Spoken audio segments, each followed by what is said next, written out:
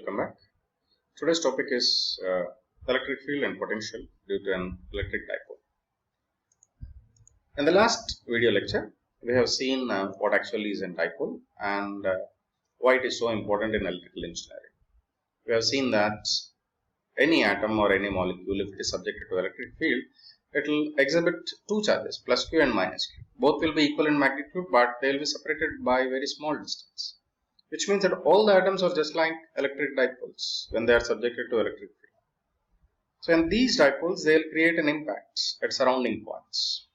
So what type of impact is being created, that we will see in today's class. I hope that by the end of this today's lecture, you will be able to develop expressions for potential and electric field due to a single electric dipole. And what is the torque on the dipole if it is placed in an electric field? In the last class, I want to remind you once again, in the last class itself, we have seen that there was a concept of dipole moment, which will be given by m is equal to q into L, and m is a vector, right? So we will employ that particular expression in this video lecture. So the first very point is we will try to compute the potential at a particular point P due to a dipole. So how to compute potential at a point due to dipole? Now, let me take an electric dipole. See, this is an electric dipole where it is having two charges, plus q and minus q, which are separated by a simple distance L. Now, this is my point of consideration P. Technically speaking, this is combinedly a single entity, but since it is exhibiting two different charges, I'll assume that these two charges are at two different positions separated by L. And the distances of this particular point from plus q will be r1 and from minus q it will be r2. See, let P be at a distance of r1 and r2, and the middle of the dipole, which is represented as O, the distance is r. See, r1, r2 and r are respectively from plus q, minus q and O of the line joining two charges of the dipole. And let us suppose these charges, if they are on each other, if they are superimposed, then the potential will be zero because these charges will be nullifying each other. But since they are separated by a very small distance, assume that there will be a small potential because of this electric dipole here. That we will be discussing now. See, the potential at P will be zero if the charges are superposed on each other. But since they are separated, the potential will be non-zero, and that is what we are going to consider now. Let us suppose if I consider this as a point charge at this point P, which is at a distance of r1. So what is the potential? We know that potential V1 is equal to q by 4 pi epsilon r1, right? This is the expression. Similarly for minus q, because there is a charge here minus q, the distance is r2. So what I will be getting? V2 is equal to minus q. The charge here is minus q by 4 pi epsilon naught r2. So if we join superposition theorem, by superposition theorem, what is V? V is equal to V1 plus V2. So what I can take? Q by 4 pi epsilon, I will take it as constant. So what I will be getting? 1 by R1 minus 1 by R2. This is the potential at this point due to these charges. Now I don't know R1 and R2. Let us suppose if I know only R1. So how to eliminate this R1 and R2? Now, normally the distances of L when compared to this R1 and R2, they will be very, very small. And I assume that this theta is the angle which is made by this particular point P at the center of this dipole. So I will take a small approximation that R1 is less than R. I will assume that the point is it is more nearer to the positive charge of the dipole. And R2 is greater than R. So what I will take is nothing but I will consider this particular R1, R plus this point is R2 and R minus this point is R1. So I will assume that it is a linear thing. So this point I will take it as L by 2 into cos theta, R minus L by 2 into cos theta. Okay. So and for R2 I will take it as R plus L by 2 into cos theta. Now, I'll substitute these expressions in the previous one where I have got it is q by 4 pi epsilon 1 by r1 minus 1 by r2, right? I will substitute these expressions. Sorry, 1 by r1 plus 1 by r2. Sorry, 1 by r1 minus 1 by r2. So I will substitute these expressions here now. So I have substituted these expressions. This was r1, this was r2. I substituted these expressions. I will take LCM. So what is LCM? This is just like a minus b into a plus b, right? So a square minus b square, r square minus L by 2 cos theta whole square. On the top, what I will be getting? This one minus this one. So what I will be getting? It will be L cos theta. And when compared to this r, L value is very small. And that too, if I am considering r square, L square will be very small. So if I ignore this term, so what I will be getting? I will be getting only L cos theta. So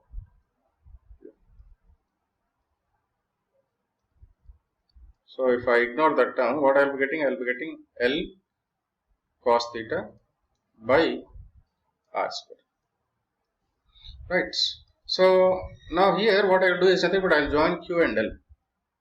I will write it as separately. QL cos theta by 4 pi epsilon r square. You know what is q into L, right?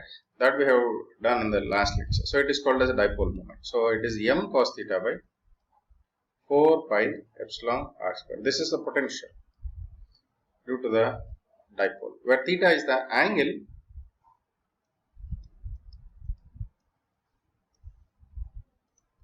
which is made by this point P to the center of dipole. Right?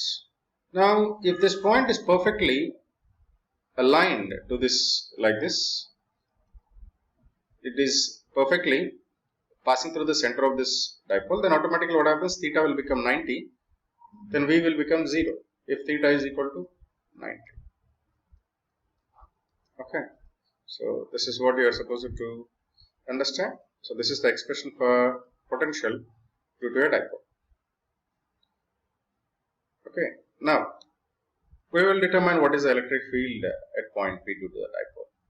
Now we know the expression. We have already computed the expression for potential, right? What was it was m cos theta by 4 pi epsilon r square, right? So normally we go by this expression, v is equal to minus integral of E dot dl, that we have already done in the previous lectures. Now I am rewriting this expression. I will bring out this integration to this side. So what I will be getting? I will be getting it as derivation, right? So E is equal to minus dv by dl, where dl is nothing but a coordinate system which varies with different coordinate systems. Now I will consider this dipole which is there on I will consider it in a cylindrical fashion. Okay, so this is my dipole, this is my point, this is R1, this is R2, sorry.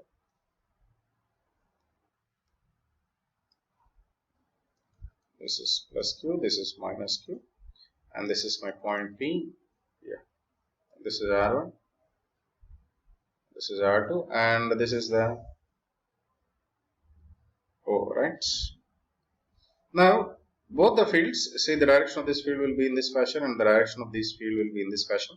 So, the resultant field will be a vector sum of these two fields, right? So, I will consider that it will be having two components. Normally, this will be having three components. If I consider this one as cylindrical symmetry, so if I consider it as cylindrical symmetry, there must be three components for this E because it is a vector, right? R, phi and z. I will assume that z is constant. So what I will do here is assume z is constant. So what I will be getting? I will be getting two components of the vector. One is ER, the other one is E phi. Right? So considering E as a vector, I will take two components. These are the two components, assuming that z is z or constant. Okay. Now, what does this indicate? ER is nothing but, E is equal to minus dV by dl, right? So, this dl I am considering for different components. I am considering one for R component, the other one is for theta component. So, what I can write is, I can separate it. So it is just like partial differentiation, dou r into ur minus 1 by r dou v by dou phi into ur, sorry, u phi. So this is the expression for E in terms of V. Now I know what is V. V expression because I know it, right? So what is the expression? M cos theta by 4 pi epsilon r square. Now I will substitute this V here. See, I have substituted. What was actually E expression? Minus dou by dou r into V of ur bar minus 1 by r dou v by dou phi ur, right? Sorry, u phi. So here V I have substituted this value. Now this expression is now derivated with respect to r. So here what is r term? It is 1 by r square. So 1 by r square, what I will be getting? Minus 2 by r cube. So here what I will be getting here? Minus dou by dou r. This term m cos theta by 4 pi epsilon, it will come out. M cos theta by 4 pi r square. So for 1 by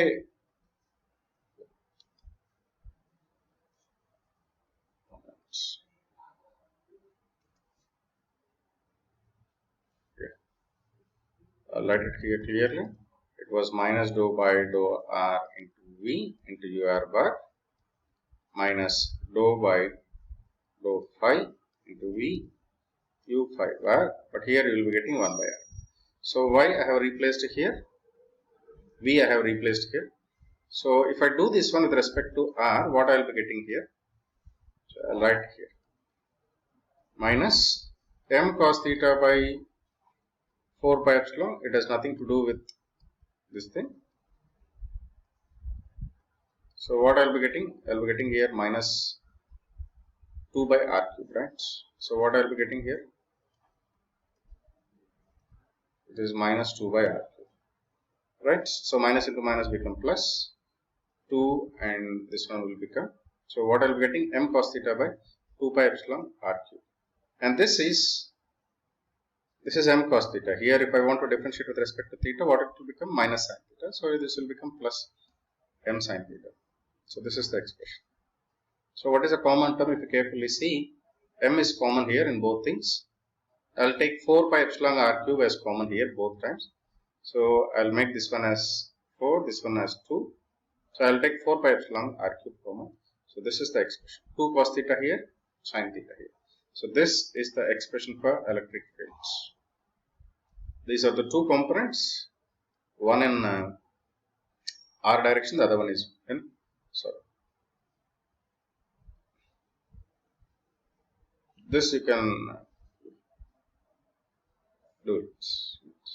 Now, don't get confused. This theta is just like your phi. Okay. Now, moving on to the next one. Now this it is just like a charge, right? Plus q and minus q. This is your dipole, right? So what is the torque experienced by a dipole in uniform field? That we will see now. Now let us suppose there is a, see, this is your charge. It's a combination of plus q and minus q. Now this charge is placed in an uniform field, an external uniform field. Let us suppose this is a uniform field in this direction. Now this dipole is now placed in this uniform field, and the angle which is made by this dipole with the direction of uniform field is theta, let us suppose, and this is the L is the length, and M is the dipole moment, direction of the dipole moment. Now each charge, when it is placed in an electric field, you know that it experiences a force. So we have already done it. F is equal to Q into V. Now you do have two charges now. One is a positive charge, the other one is a negative charge. So now both charges are there. Both charges now experience two forces. So one charge, if it is minus q, it will experience a force, and this is plus q, it will experience another force. So these forces, what happens is, the magnitude of the force, it will get neutralized. Let us suppose if E is the electric field, and you do have two charges, plus q and minus q. So for F1 it is plus QE, for F2 it is minus QE. So the resultant force is literally 0. But what happens is, because the forces are being experienced by these two charges, the net magnitude may be zero. But these forces, they will create a torque such that this dipole will try to rotate or move in this electric field. So therefore, the torque which is experienced by this dipole, it is given by the product of force and the arm of the couple. See, the arm of the couple and the force, you know the formula, it is Q into E, and the arm of couple, I'll show in the previous slides. This is L, right? So if I consider it as, this is L sine theta is called as arm of the couple. So QE into L sine theta. So if I separate it Q into L, what it will become? It will become M, right? So it is M into E into sine theta. This is the torque. You know the torque is a vector, M is a vector, and E is also a vector. This is an expression for only magnitude. So if I want to write everything in vector format, so what I can write? T bar is equal to M cross product of E bar. This is cross product, not into, this is a cross product. So this will give a magnitude of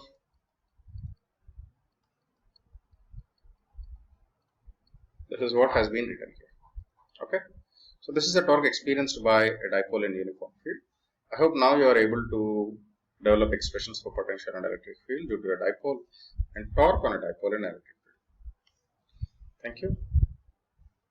These are the lecture level questions. Try to determine the potential and electric fields where a point is lying on the axis passing through the midpoint of the line joining electric dipole. So if this is the electric dipole, this is the midpoint. So passing through the midpoint. Let us suppose the point is P here and the angle is 90 degrees. So determine E, determine V and also T due to this dipole. Sorry, E and V only. Because torque is experienced when you place this dipole in some other external field, right? So you determine E and V at point P due to this dipole. Thank you.